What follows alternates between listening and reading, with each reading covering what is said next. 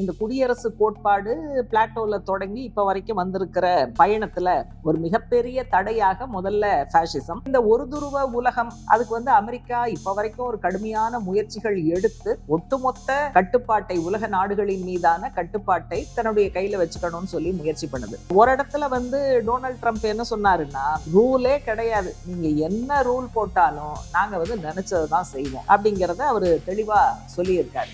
இந்தியாவில் குடியரசு என்கிற தத்துவம் அல்லது கோட்பாடு என்பது நிச்சயமாக இந்த ஏகாதிபத்திய எதிர்ப்பு பின்புலத்துல உருவாகி இருக்கிறது.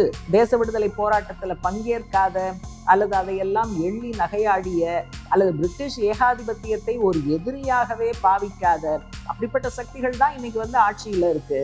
அவங்க இயல்பாகவே தேச விடுதலை போராட்டத்தினுடைய மாண்பை பற்றியோ அதன் விளைவாக உருவான சமத்துவத்தை, சகோதரத்துவத்தை பிரதிபலிக்கக்கூடிய குடியரசு கோட்பாட்டை பற்றியோ நிச்சயமா அவங்க கவலைப்பட மாட்டாங்க. அதை வெளியில் தள்ளுவதற்கு, அதை அழிப்பதற்கான முயற்சிகள் தான் எடுப்பாங்க. சிறுபான்மை மக்கள் மீதான தாக்குதல்ல ஒரு முக்கியமான தாக்குதலாக அவர்களுடைய கல்வி கற்கும் உரிமை மீது கை வைக்கப்படுகிறது. ஒரு மெடிக்கல் காலேஜையே நான் இழுத்து பூட்டினாலும் பூட்டுவேனே தவிர உனக்கு படிக்கிறதுக்கு உரிமை கிடையாது அப்படின்னு சொல்லுகிற இந்த விஷயம் சமத்துவத்துக்கு எதிரானது இல்லையா? அஸ்ஸாம்ல கையுங்களவுமா பிஜேபி தலைவர்கள் பிடிபட்டாங்க. பிடிச்சு கொடுத்து இவங்க இந்த மாதிரி ஃப்ராட் பண்றாங்கன்னு சொன்னதுக்கு பிறகு கூட தேர்தல் ஆணையமோ அல்லது மாநில அரசோ ஒரு எஃப்ஐஆர் கூட அவங்க மேல பதிவு செய்வதற்கு முன்வரவில்லை. அனைவருக்கும் வணக்கம். பீப்புள்ஸ் டெமோக்ரசி ஜனவரி 26 பிப்ரவரி 1 வாரத்துக்கான தலையங்கம். ஜனவரி 26 குடியரசு தினம் அப்படிங்கிறத அடிப்படையாக வைத்து இந்த தலையங்கம் எழுதப்பட்டிருக்கு. குடியரசு கோட்பாட்டின் மீதான தாக்குதலை முறியடிப்போம், குடியரசை பாதுகாப்போம் அப்படிங்கிறது தான் தலையங்கத்தினுடைய தலைப்பு. முதல் பகுதி இந்த குடியரசுங்கிற கான்செப்ட் உருவானது, அதுல ஏற்பட்ட மாற்றங்கள், இதையெல்லாம் விளக்குகிற பகுதியாக இருக்கு. இந்த குடியரசுங்கிறத முதல்ல பிளாட்டோ அவர் முன்வைத்தார். அதிலிருந்து ஒரு நீண்ட பயணப்பட்டு தான் குடியரசு கோட்பாடு வளர்ந்து வந்தது. அதுக்கப்புறம் பிரெஞ்சு புரட்சியில முன்வைக்கப்பட்ட லிபர்ட்டி, ஈக்குவாலிட்டி அண்ட் ஃப்ரெட்டர்னிட்டி, அது அந்த முழக்கம் முன்வருவதற்கும் இந்த குடியரசு அப்படிங்கிற கோட்பாடு ஒரு முக்கியமான பின்புலமாக இருந்தது. அதுக்கப்புறம் இடைப்பட்ட காலத்துல முசோலினி, ஹிட்லர் இவர்கள் உருவாக்கிய இந்த பாசிச அரசு வந்த அந்த காலகட்டத்துல அவங்க கையில தான் எல்லாம் இருந்தது. சர்வாதிகாரம், பாசிசம் எல்லாம் வரும்போது குடியரசு, ஜனநாயகம், மக்கள் அனைவரும் கருத்து சொல்வது, ஏற்பது அப்படிங்கிற விஷயங்கள்லாம் பின்னுக்கு போயிடும். அதனால அந்த காலகட்டத்துல குடியரசு கோட்பாடு என்பது பின்னுக்கு போனது. அப்புறம் இவர்கள் இருவரும் முறியடிக்கப்பட்டு பாசிசம் ஒரு வழியாக தோற்கடிக்கப்பட்டு ஹிட்லருடைய கோட்டையில செங்கொடி பறந்த அந்த சூழலுக்கு பிறகுதான் குடியரசுங்கிற கோட்பாடு மறுபடியும் திரும்ப நிகழ்ச்சி நிரலுக்கு கொண்டு வரப்பட்டது அப்படிங்கிறத நம்ம பார்க்கிறோம். அதை ஒட்டி தான் உலகத்துல எல்லா நாடுகளும் சமம், எல்லா நாடுகளும் ரெப்ரசன்டேட்டிவாக இருக்கக்கூடிய ஐநா சபை, அதாவது லீக் ஆஃப் நேஷன்ஸ் அப்படின்னு இருந்ததெல்லாம் யுனைடெட் நேஷன்ஸ், ஐக்கிய நாடுகள் சபைனா அந்த பேருக்கு ஒரு பொருள் இருக்கிறது. அதனால இப்படி ஒரு பரந்த அர்த்தத்துல பேர்கள் உட்பட ஐநா சபைக்கு மாற்றப்பட்டது அப்படிங்கிறத பார்க்க வேண்டியிருக்கு.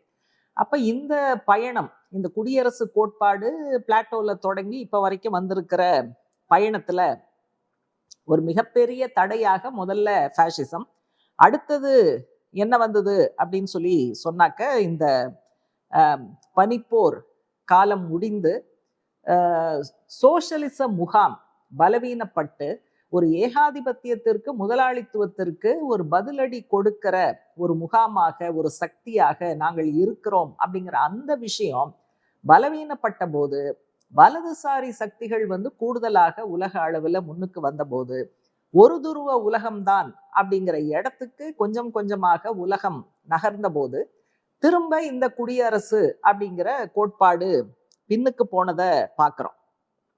இது பத்தி சில பகுதிகள் விளக்கி இருக்கு.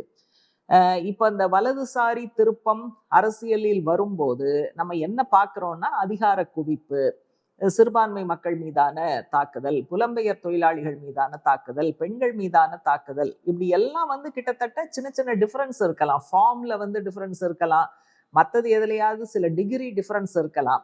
ஆனா பொதுவாக வலதுசாரி கருத்தியல் அரசியலுக்கு வரும்போது அது சமூகத்தையும் பாதிக்குது. முற்போக்கு கருத்துக்கள்லாம் வந்து பின்னுக்கு தள்ளப்படுகிற, அல்லது சமத்துவம் சகோதரத்துவம் அப்படிங்கிற அந்த கான்செப்ட்லாம் வந்து பின்னுக்கு போகிற ஏற்பாடு தான் அரசியல்ல வலதுசாரி சக்திகள் முன்னுக்கு வந்து பல நாடுகள்ல அரசாங்கங்களாக அவங்க தான் உட்கார்ந்து இருக்காங்க. அப்படின்னா இந்த விளைவுகள் எல்லாம் பின்னாலேயே வருது. ஆகவே அந்த இடத்துலையும் சமத்துவத்தை சகோதரத்துவத்தை மக்களுடைய ஆட்சியை பற்றி பேசுகிற அந்த குடியரசு கோட்பாடு என்பது பலவீனப்படுகிறது. இப்ப இந்த ஒரு துருவ உலகம், அதுக்கு வந்து அமெரிக்கா இப்ப வரைக்கும் ஒரு கடுமையான முயற்சிகள் எடுத்து ஒட்டுமொத்த கட்டுப்பாட்டை, உலக நாடுகளின் மீதான கட்டுப்பாட்டை, ஆதிக்கத்தை, ஆதிபத்தியத்தை தன்னுடைய கையில வச்சுக்கணும்னு சொல்லி முயற்சி பண்ணுது.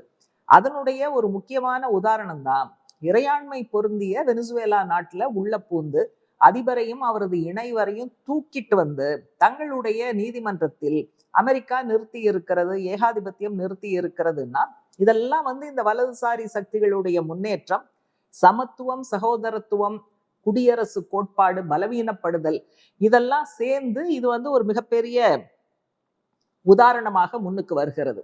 நம்ம பார்த்துக்கிட்டே இருக்கோம். வெனிசுவேலாவோட அவங்க நிக்கல. அடுத்தது வந்து கனடா பத்தி பேசுறாங்க, கிரீன்லாந்து பத்தி அமெரிக்க ஏகாதிபத்தியம் பேசுகிறது.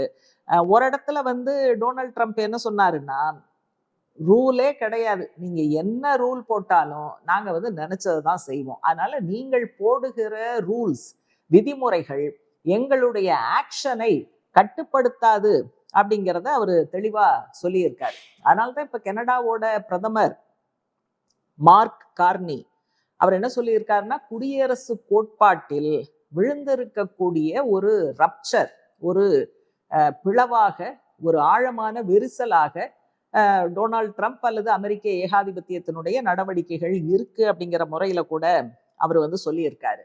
இப்போ உலக அளவுல எப்படி இந்த நிலைமை இருக்கோ அதே போல இந்தியாவிலையும் நம்ம பார்க்கிறோம். கடந்த 11 ஆண்டுகளாக மோடி ஆட்சிக்கு வந்ததற்கு பிறகு பாசிச தன்மை கொண்ட RSS வழிகாட்டுதல்ல தான் இந்த அரசாங்கம் செயல்படுகிறது அப்படிங்கிற நிலைமை வரும்போது கொஞ்சம் கொஞ்சமாக நம்ம நினைக்கக்கூடிய முற்போக்கு விழுமியங்கள், அரசமைப்பு சட்டத்துல இருந்த இப்படியான விஷயங்கள், குடியரசுங்கிற கோட்பாடு, இதெல்லாம் 11 ஆண்டு காலமாக கொஞ்சம் கொஞ்சமாக நீர்த்து போய்கொண்டே வருகிறது, தளர்ந்து கொண்டே வருகிறது அப்படிங்கிறதையும் நம்ம பார்க்கிறோம். இப்ப இந்தியாவுல குடியரசு கோட்பாடு என்பது வந்ததுல ஒரு முக்கியமான விஷயம்ங்கிறது, அது ஒரு ஏகாதிபத்திய எதிர்ப்பு தன்மையோட வந்தது. தேச விடுதலை போராட்டம் பிரிட்டிஷ் ஏகாதிபத்தியத்தை எதிர்த்து அனைத்து மதங்களை சேர்ந்த, சாதிகளை சேர்ந்த, தேசிய இனங்களை சார்ந்த எல்லாரும் ஒன்னா சேர்ந்துதான் இந்த போராட்டத்தை வெற்றிகரமாக நடத்தி சுதந்திரத்தை பெற்று அதற்கு பிறகு இந்திய குடியரசாக இது வந்து மலர்ந்து இருக்கு. அதனால இந்தியாவுல குடியரசு என்கிற தத்துவம் அல்லது கோட்பாடு என்பது நிச்சயமாக இந்த ஏகாதிபத்திய எதிர்ப்பு பின்புலத்துல உருவாகி இருக்கிறது அப்படிங்கிறத நம்ம ஞாபகத்துல வச்சுக்க வேண்டியிருக்கு. ஏன் இதை இப்ப சொல்றோம் அப்படின்னா, இந்த ஏகாதிபத்திய எதிர்ப்பு போராட்டம், தேச விடுதலை போராட்டத்துல ஒண்ணு பங்கேற்ற அந்த தலைமுறை அல்லது அந்த பங்கேற்பினுடைய முக்கியத்துவத்தை உணர்ந்த தலைமுறை, இவங்களால தான் இந்த ரிப்பப்ளிக் அப்படிங்கிற கோட்பாட்டை புரிஞ்சுக்க முடியும். தேச விடுதலை போராட்டத்துல பங்கேற்காத அல்லது அதையெல்லாம் எள்ளி நகையாடிய அல்லது பிரிட்டிஷ் ஏகாதிபத்தியத்தை ஒரு எதிரியாகவே பாவிக்காத அப்படிப்பட்ட சக்திகள் தான் இன்னைக்கு வந்து ஆட்சியில இருக்கு. அவங்க இயல்பாகவே தேச விடுதலை போராட்டத்தினுடைய மாண்பை பற்றியோ அதன் விளைவாக உருவான சமத்துவத்தை சகோதரத்துவத்தை பிரதிபலிக்கக்கூடிய குடியரசு கோட்பாட்டை பற்றியோ நிச்சயமா அவங்க வந்து கவலைப்பட மாட்டாங்க. அதை வந்து வெளியில் தள்ளுவதற்கு, அதை அழிப்பதற்கான முயற்சிகள் தான் எடுப்பாங்க அப்படிங்கிறத நம்ம பார்க்கிறோம். அதனாலதான் இது இங்க நடந்துகிட்டு இருக்கு. குறிப்பாக பிஜேபி RSSனுடைய முக்கியமான ஒரு குறிக்கோளாக ஹிந்துத்வா என்பது இருக்கிறது. அந்த ஹிந்துத்வா அப்படிங்கிற கோட்பாட்டை பொறுத்த வரைக்கும் அது வந்து இந்த மாதிரியான பன்முகத்தன்மை, பல மதங்கள் இனங்களை சார்ந்தவர்கள் எல்லாம் சமம் அப்படிங்கிற அந்த மாதிரியான கோட்பாட்டை அவர்கள் ஏற்றுக்கொள்ளவில்லை.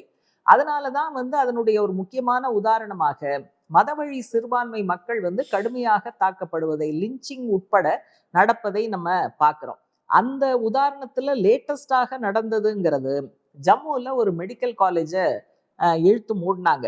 ஸ்ரீ மாதா வைஷ்ணோ தேவி மருத்துவக் கல்லூரி. இதை இழுத்து மூடினது வந்து நேஷனல் மெடிக்கல் கமிஷன். ஆனா நம்ம ஏற்கனவே சொல்றோம், இந்த மாதிரியான அகில இந்திய அமைப்புகள், அரசமைப்பு சட்டத்தின் கீழ் செயல்படும் அமைப்புகள், இதெல்லாம் வந்து முழுக்க பிஜேபி வந்து டேக் ஓவர் பண்ணி இருக்கு, அல்லது அதற்குள் ஊடுருவி இருக்கிறது, தலைமையை கைப்பற்றி விட்டதுங்கிறதெல்லாம் நம்ம பேசிட்டே இருக்கோம்.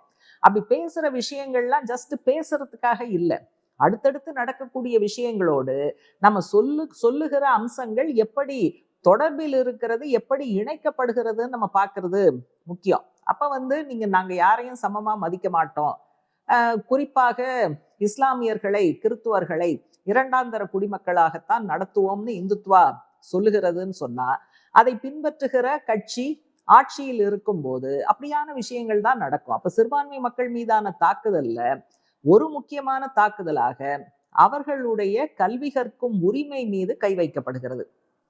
இப்ப இந்த மருத்துவ கல்லூரிய நேஷனல் மெடிக்கல் கமிஷன் வந்து ஏன் மூடினாங்க அப்படின்னா, அவங்க டெக்னிக்கலா பல காரணங்கள் சொல்றாங்க. ஆனா உண்மையில என்ன, அங்கு படிக்கக்கூடிய 50 மாணவர்கள்ல 42 பேர் வந்து காஷ்மீரி முஸ்லிம்ஸ். அவங்க எல்லாம் சும்மா ஓசியில எல்லாம் வரல, அவங்க என்ட்ரன்ஸ் டெஸ்ட் எல்லாம் எழுதி பாஸ் பண்ணி மெரிட் அடிப்படையில தான் அவங்க உள்ள வந்திருக்காங்க. அதெல்லாம் இவங்களுக்கு கவலையே கிடையாது. 42 பேர் காஷ்மீரி முஸ்லிம்கள் மெடிக்கல் காலேஜ்ல படிக்கலாமா?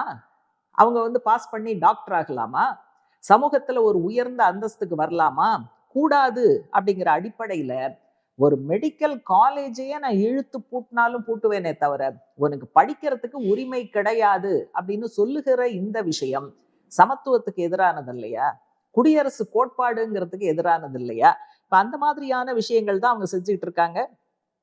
நம்ம வந்து கல்வியில, உயர்கல்வியில இவ்வாறு வாய்ப்புகள் மறுக்கப்படுவது, தேசிய கல்விக் கொள்கைங்கிற பேர்ல கல்வி சம்பந்தப்பட்ட எல்லா அதிகாரங்களையும் ஒருமுகப்படுத்தி குவித்துக் கொள்வது, மத்தியப்படுத்தி கொள்வது, மிகப்பெரிய அளவு வணிகமயமாக்குவது, மிகப்பெரிய அளவு வகுப்புவாத கருத்துக்களை சிலபஸ்ல புகுத்துவது அப்படிங்கிற முறையில இவர்கள் வைத்திருக்கக்கூடிய விஷ கருத்துக்கள் இன்னைக்கு வந்து பாடத்திட்டத்தின் மூலமாக பல்லாயிரக்கணக்கான, லட்சக்கணக்கான மாணவர்கள், மாணவிகள் மத்தியில மூளைச்சலவை செய்வதற்கு இதை வந்து பயன்படுத்துறாங்க அப்படிங்கிறதையும் சேர்த்து நம்ம கவலையோட கவனிக்க வேண்டி இருக்கு. அதே போல அவர்கள் கொண்டு வந்த குடியுரிமை திருத்த சட்டம், பின்னால வந்த SIR, இது எல்லாமே ஒரு அரசமைப்பு சட்டத்தின் முன் அனைவரும் சமம், அதனால சாதி, மதம் எதுவாக இருந்தாலும் இந்த தேசத்தினுடைய குடிமக்களாக இருக்கலாம் அப்படின்னு சொல்லக்கூடிய அந்த சிட்டிசன்ஷிப் ரைட்,